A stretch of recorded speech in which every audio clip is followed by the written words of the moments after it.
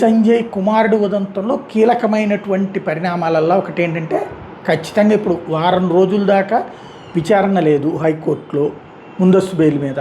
ఈలోపు ఎప్పుడైనా అరెస్ట్ చేసుకునే అధికారం పోలీసులకు ఉంటుంది.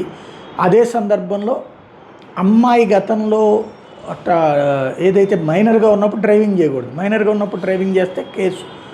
కానీ అమ్మాయి మేజరేనని అప్పట్లో ఒక కేసులో ఛార్జ్షీట్లో పేర్కొన్నారు. అప్పుడు వీళ్ళ తల్లిదండ్రులే అమ్మాయి మేజర్ అని చెప్పారన్నమాట.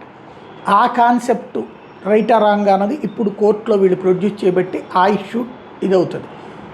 యాజ్ పర్ రికార్డ్స్ అయితే కనుక అమ్మాయి మైనర్గానే ఉంది, ఇది కన్ఫామ్.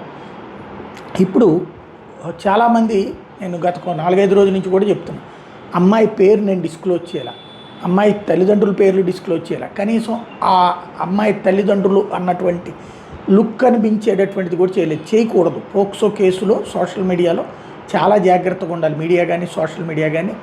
ఇప్పుడు అలాగ వీడియోలు అది ఫేస్బుక్లో వీటిట్లో పోస్ట్ చేసినటువంటి వాళ్ళు, యూట్యూబ్లో అట్లాంటిది పోస్ట్ చేసిన వాళ్ళకి నోటీసులు ఇవ్వడానికి రంగం సిద్ధమైంది, కేసులు పెట్టడానికి రంగం సిద్ధమైంది. పోక్సో కేసులే పెడతారు వాళ్ళ మీద కూడా.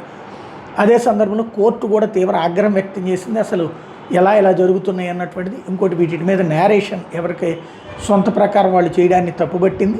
మెయిన్ ఏంటంటే చట్ట ప్రకారం అమ్మాయి వయసును నిర్ధారించాల్సి ఉంది, అది ప్రభుత్వం నిర్ధారించాల్సి ఉంది, ప్రభుత్వ దర్యాప్తు సంస్థ నిర్ధారించాల్సి ఉంది. ఇంకోటి బెయిల్ ఇవ్వరు, ముందు అరెస్ట్ చేయాల్సిందే, నాన్ బెయిలబుల్ కేసు ఇది. కాబట్టి రాబోయేటటువంటి రోజుల్లో ఇక సంజయ్ ఏం చేస్తారో చూడాలి.